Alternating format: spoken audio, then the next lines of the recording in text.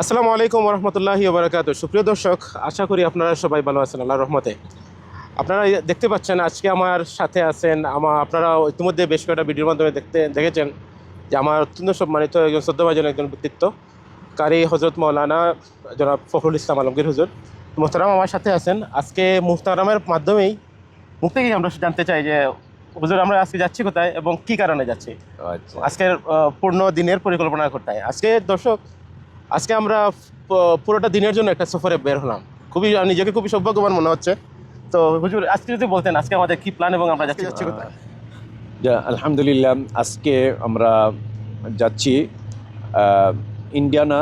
এই মুহূর্তে ইন্ডিয়ানার এরিয়ার ভিতরে আছি একটা রেস্ট এরিয়াতে, এবং যাচ্ছি হলো আমরা ইন্ডিয়ানা পুলিশ একটি মাদ্রাসা, সুপ্রতিষ্ঠিত একটি দাওরায়ে হাদিস মাদ্রাসা, যেখানে প্রথম আলেম কোর্সের তাহফিজুল কোরআন থেকে নিয়ে নুরানি মক্তব থেকে নিয়ে কিতাব বিভাগের একবারে সর্বোচ্চ ক্লাস দাওরায়ে হাদিস, যেখানে বুখারী শরীফ পড়ানো হয়, সিয়াসিত্তার সকল কিতাব পড়ানো হয়, সেই এরকম একটি মাদ্রাসা হাসনাইন, সেই মাদ্রাসার খতমে বুখারীর অনুষ্ঠানে আমরা এই মুহূর্তে যাচ্ছি। খতমে বুখারী অনুষ্ঠানে আমরা জোহরের নামাজের পর সেই খতমে বুখারী অনুষ্ঠানে আমরা অংশগ্রহণ করব ইনশাল্লাহ।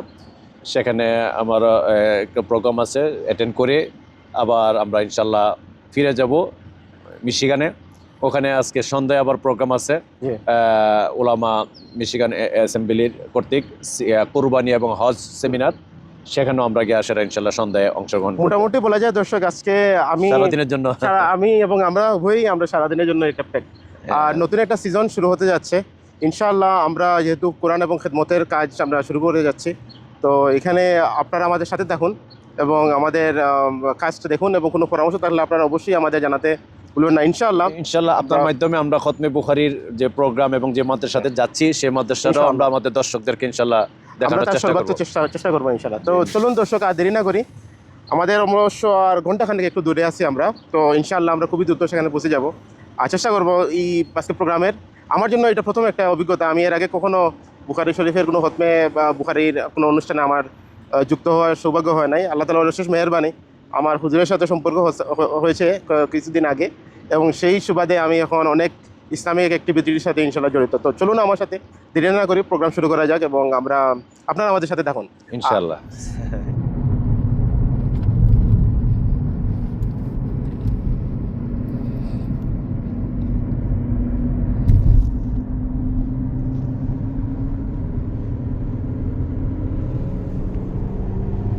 সুপ্রিয় দর্শক, আজকে আসলে অত্যন্ত একটা সৌভাগ্যের দিন। আজকে আমি নিজেকে আসলে খুব সৌভাগ্যবান মনে করছি। তো আজকে যেহেতু একটা জানার ইসলামিক কিছু বিষয় নিয়ে জানার একটা সুযোগ আছে, যেহেতু আজকের বিষয়টাই হচ্ছে যে বুখারী শরীফের খতম। তো চলুন হুজুরের কাছ থেকে আরও কিছু একটু জানার চেষ্টা করি যে হুজুর, একটা জিনিস জানার ছিল যে আজকে যারা বুখারী শরীফ তারা বছর ধরে এইটা পড়ার পরে যখন শেষ হলো, তখন তাদেরকে আসলে কোন পদমর্যাদা বা কোন লেভেলে ওনারা যাবেন, এটা যদি একটু আমাদের একটু বলতেন, বা তাদের প্রাপ্তি হিসাবে কি তারা পাগড়ি পায় না সার্টিফিকেট পায়, বা কোন অবস্থানে ওনারা যান? আচ্ছা, ধন্যবাদ আপনাকে। সুপ্রিয় দর্শক শ্রোতা, আজকে যারা বুখারী শরীফ সারা বছর দর্শের মাধ্যমে সুসম্পন্ন করতে যাচ্ছে, তাদেরকে আমরা আমাদের প্রচলিত ভাষায় বলি আলেম বা মাওলানা সাহেব বলি আমরা, বা আলেম সাহেব বলি, এবং তাদেরকে আবার এটা এই দাওরায়ে হাদিস পাশ বলা হয় আমাদের বাংলাদেশের ভাষায়, আবার কেউ কেউ টাইটেল ভাষা বলে।